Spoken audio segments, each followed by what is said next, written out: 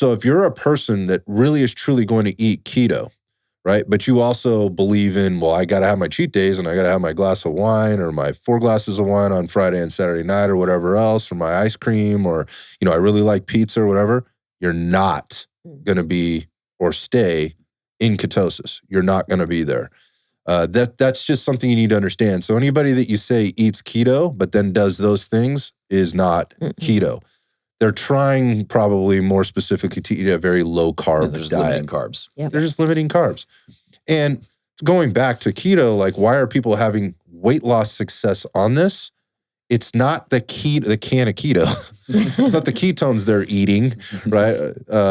It's not the state of ketosis that's creating the weight loss. It is the same thing that creates weight loss in any sense of weight loss or in any capacity, and that is a caloric deficit. I thought we were all going to say it at the same time. Oh, okay. You want to do it again? No, that's fine. That's fine. I was like, should we all say it at once? So if you cut out, like, again, it's not a challenge to get carbohydrate in your diet today. Like, it's easy to do. Oh, yeah. Like, it's easy. It's everywhere, right? So it's easy to think, like, it should be very, very reasonable, right, for any person to think like this. Like, if I cut carbohydrate out and I start eating more towards a ketogenic diet, I'm cutting out a major source of macronutrients, thereby I'm cutting out a ton of calories or a significant amount of calories, which could take me down below my caloric maintenance, which would then put me into a caloric deficit, which would then equate to weight loss for a time, at least for a time. Yeah, and I think that's a very important caveat and a pitfall that often I see when individuals are trying to get towards, quote unquote keto or a low carb approach, is they remove the carbs and they don't add any additional fat. So now you're essentially just on a low energy diet. So you may be, you restrict the carbs, you don't increase the fat intake enough. Maybe you are getting in some protein. So now you're just in a caloric hole, and you're probably going to lose weight initially, but your energy levels are going to crash. You just feel sluggish. If you're in the gym, you're not going to be as explosive. You might feel flat in terms of like muscle fullness.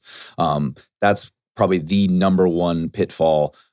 People associate keto. Okay, keto equals no carbs and maybe some protein. But then they don't replace the carbs that they are removing with adequate fat. So they don't have energy. They don't have energy, yeah. I think there's two things that come along with that right away when that happens. One, because you don't have energy, you lack drive, right? You are cranky. You don't want to work out. Your performance dips. All of those things happen. Fall out. The second thing that happens because you're not replacing that is you're beginning to metabolically adapt in a I'm going to call it a negative way. You're doing it in a very natural way. You've reduced all these calories. Your body is now going to get way more efficient at utilizing the same amount of energy or less to get the whatever demands you placed on it, the work done throughout the day. And this is where I see the bigger pitfall is for most, let's just say, average people out there that are trying to eat this style. Based on the mistakes that you're stating there, is like, I'm not replacing the energy back in, so I'm just taking all of this energy out with more expenditure. I'm metabolically adapting, and what ends up happening at the end of the day there is obviously now we've reduced our ability, or let's just say we've shut down our metabolism, right? We're now eating below our BMR, or our RMR, or even our BMR. And now we have a lot of work to do to come out of this particular situation.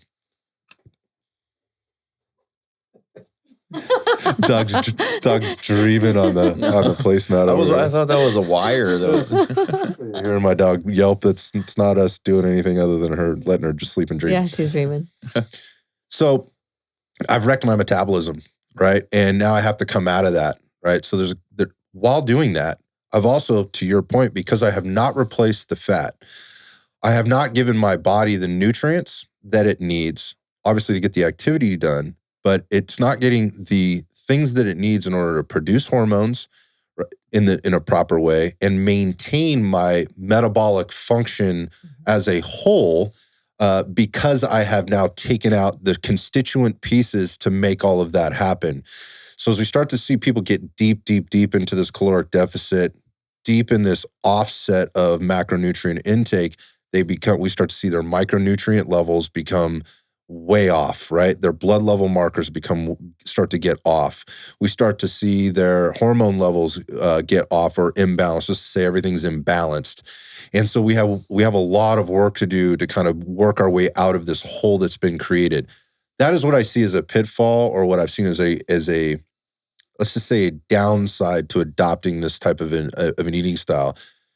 Because, and it gets wildly out of control really fast, because if you reduce that many calories, and particularly if you're doing it from the carbohydrate perspective, two things happen very, very quickly. One, almost immediately you're seeing weight loss on the scale.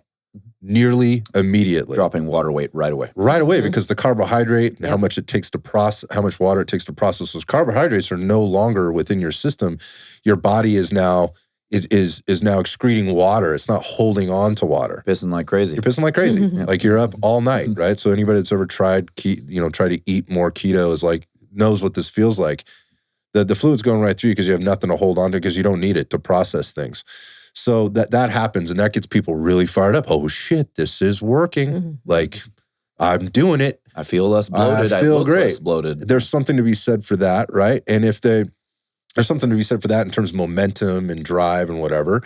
Then the next thing that happens is as that starts to happen, people feel more motivated. They're generally like beginning an exercise program. So now they've kind of doubled down, right? They've taken the energy out, but now they're actually expending more energy, because they're like, well, now I'm walking, I'm riding, I'm lifting, I'm doing whatever, any combination of those things. And so I've now created this more of a deficit. It's like, shit's working. Yeah. Like it's losing even more weight. We're doing it. And that ends up getting compounded by CeCe telling, Stephanie, you look great. And then it's validated with, I've lost 10 pounds in a week. Like, oh, I want to do that diet too. And now both CeCe and Stephanie are on the diet together, and they're losing weight until they don't.